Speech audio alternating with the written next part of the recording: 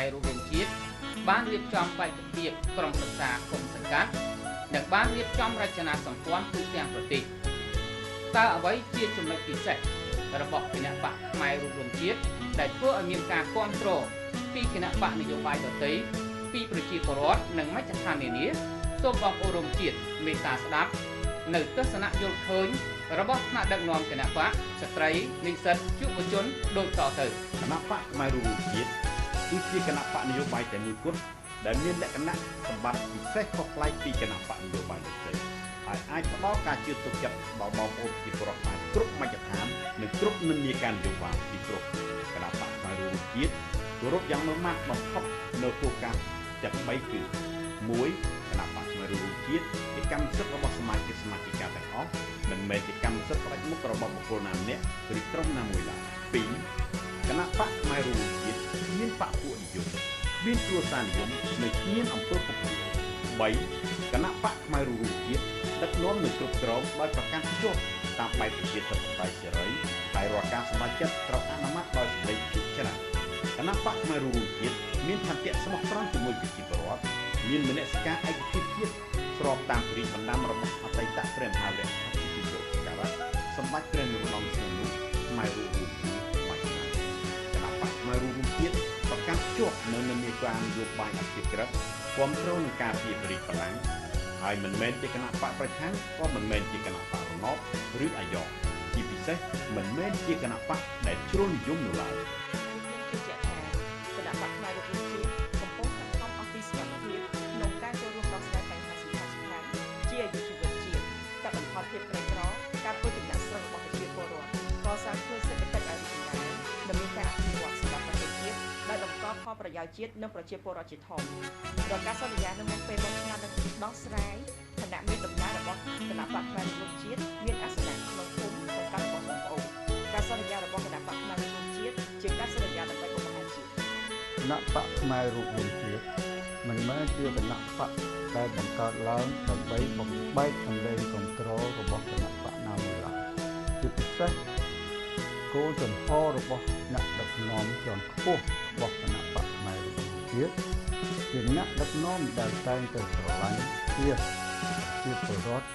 និងបានធ្វើការគិតគូរច្បាស់លាស់មុនពេលធ្វើការសម្រេចចិត្តរាល់សកម្មភាពនិងទង្វើទាំងឡាយរបស់គណៈបកផ្នែករួមជាតិតែងតែបង្កប់នូវផលប្រយោជន៍រួមរបស់ខ្មែរធំជាងផលប្រយោជន៍របស់គណៈបកពួកនិយមគ្រួសារនិយមនិងបុគ្គលផ្ទាល់ខ្លួននិយមអ្នកខ្ញុំឆ្លងគណៈបកខ្មែររួមជាតិដោយសារគណៈបកនេះមានគោលនយោបាយច្បាស់លាស់គិតគូរពីផលប្រយោជន៍ជាតិនិងប្រជាពលរដ្ឋជាធំហើយចំពោះការដាក់បេក្ខជនចូលឈ្មោះបោះឆ្នោតជ្រើសរើសក្រុមប្រឹក្សាគុំសង្កាត់វិញខ្ញុំមើលឃើញថាពួកគាត់សុទ្ធតែមានគុណសម្បត្តិមានសមត្ថភាពគ្រប់គ្រាន់មានចរិយាធម៌ល្អមានសិលធម៌ស្មោះត្រង់ស្រឡាញ់យុត្តិធម៌និងមានភាពស្អាតស្អំហើយពួកគាត់ក៏មានការស្មោះត្រង់ចំពោះជាតិប្រជាពលរដ្ឋ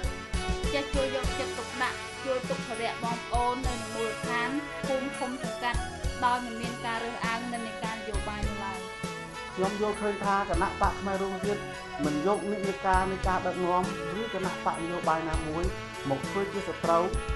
ឬឆ្លោះប្រកែកខ្មែរគ្នាឯឡើយគណៈបកផ្នែករួមជាតិមានឆន្ទៈខ្ពស់ក្នុងការបង្រួបបង្រួមជាតិខ្មែរគិតអំពីខ្មែរដូចគ្នាគណៈបកផ្នែករួមជាតិមិនចូលរួមលេងល្បែងនយោបាយដើម្បីចែកផលប្រយោជន៍គ្នាបាត់នឹងមនសិការបងប្អូនប្រជាពលរដ្ឋខ្មែរជាដាច់ខាតហើយនឹងមិនបំរើផលប្រយោជន៍បរទេសណាមួយឡើយយើងយកឃើញថាគណៈបកផ្នែករួមជាតិនៅតែគិតគូរដល់ផលប្រយោជន៍ប្រជាពលរដ្ឋជាធំហើយជាពិសេសគណៈបកផ្នែករួមជាតិមិនដែលមានបំណងចង់បោកប្រាស់ប្រជាពលរដ្ឋដើម្បីគណៈបកខ្លួនឯងនោះទេខ្ញុំស្រឡាញ់គណៈបកផ្នែករួមជាតិព្រោះគណៈបកផ្នែករួមជាតិយកចិត្តទុកដាក់ចំពោះទុកលំបាករបស់ប្រជាជននិងជីវភាពរបស់ប្រជាជនដែលបានកើតឡើងមកពីមុនមកហើយគាត់នឹងខិតខំរកដំណោះស្រាយជូនប្រជាជននៅពេលដែលប្រជាជនជួបទុក្ខលំបាកមានដូចជាបញ្ហាទឹកជំនន់ឬក៏ការខ្វះខាតផ្លូវឬក៏ដងទឹកប្រើប្រាស់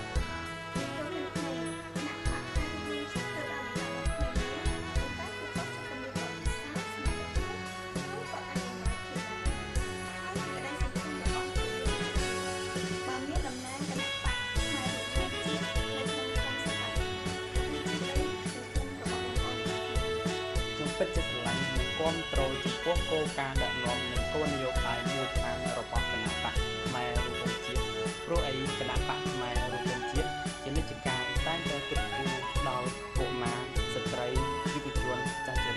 និងប្រជាពលរដ្ឋដោយមិនរើសអើងប្រកាន់នឹងលេខាគណបកនយោបាយខ្ញុំបានសម្រេចចិត្តនឹង